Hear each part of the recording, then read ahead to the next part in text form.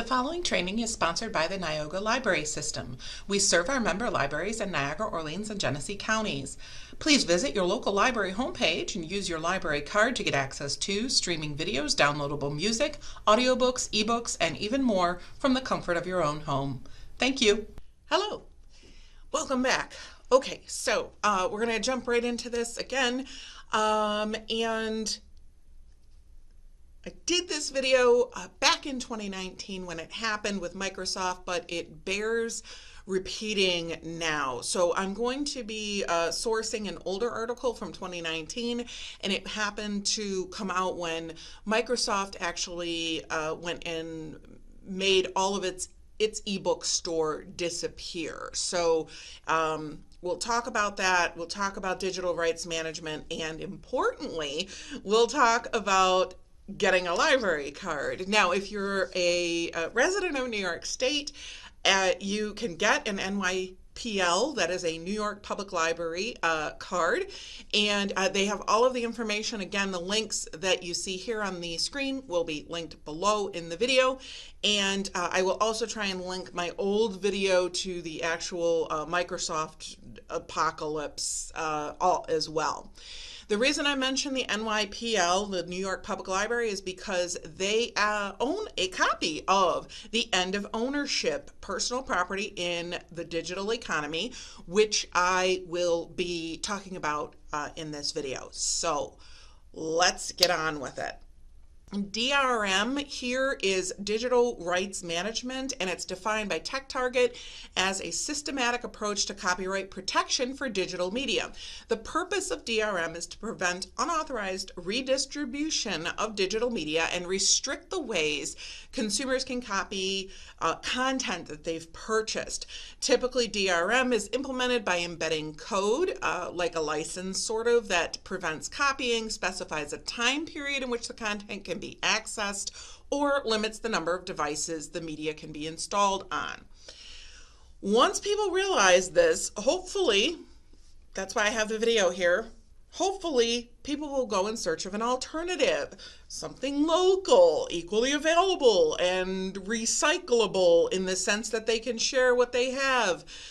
People have been sharing books since books have come into being. Even when they were in chained libraries, people actually shared them. I went on a Google image search for chained books, and this actually came from the website Medieval Fragments at WordPress. And it says it's the last of the great chained libraries. And I hope you can see here, I'll try and zoom in. These books are actually literally chained to a metal rod so that they cannot be stolen. And essentially, not only can they not be stolen, but they have to be shared by everyone. So my take is that that above picture, those chained books might look bad, but in reality, the books are chained so that sharing is a must. People could come in, they could use what they needed, and then they have to leave it for the next person. It wasn't perfect at all, but it was a start. So, swinging away from libraries, Brian Barrett here from 2019 writes, your iTunes movies, your Kindle books, they're not really yours. You don't own them. You've just bought a license that allows you to access them, one that can be revoked at any time. And while a handful of incidents have brought that reality into sharp relief over the years, none has quite the punch of Microsoft disappearing every single ebook from every single one of its customers. Microsoft made this announcement back in April of 2019 that it would shutter Microsoft Stores, the Microsoft Stores books section for good.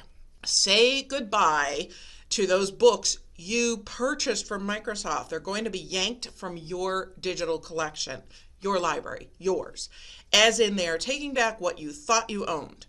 Barrett goes on to write, other companies have pulled a similar trick in smaller doses. Amazon, overcome by a fit of irony back in 2009, memorably vanished copies of George Orwell's 1984 from Kindle because of digital rights management. And because also of digital rights management, the mechanism by which platforms retain control over the digital goods they sell, you as a customer have no recourse. Of course, consumers exchange money for goods because they prefer the goods to the money. That's what happens when you buy something, says Aaron Perzanowski, professor of the Case Western University School of Law and co-author of The End of Ownership, Personal Property in the Digital Economy. That's where you can find the book at the New York Public Library with your New York Public Library card. Now, in the Wired article, John Sullivan, the Free Software Foundation executive director, states, this is why we call DRM media and devices defective by design. Once we complete a transaction, you can't just reach into my pocket and take it back, even if you do give me money in return. It's not respecting the freedom of the individual. But here, if you use your local library, you can immediately see exactly what you're doing. It's excellent up front. It's transparent. You know exactly what you're getting. You get the library gets books, movies, and other items, presents them for borrowing with the understanding that you'll bring them back for the next borrower, and this system allows access for everybody. Barrett continues. Originally intended as an anti-piracy measure, DRM now functions mostly as a way to lock customers into a given ecosystem rather than reading or viewing or listening to their purchases wherever they want. It's a cycle that's persisted for decades and shows no signs of abating. These events keep happening, Perzanowski says. When they happen, there is a sort of momentary blip of outrage and frustration, and people get upset, and then they go about their lives until the next time, and everyone is surprised and frustrated all over again, but without a sense that something needs to happen to change the power dynamic. One reason DRM persists is that it remains relatively hidden from the consumer. Perzanowski's research has shown that a sizable percentage of shoppers think that clicking Buy Now entitles them to similar ownership privileges of digital goods, lending, gift giving, and more as their physical counterparts.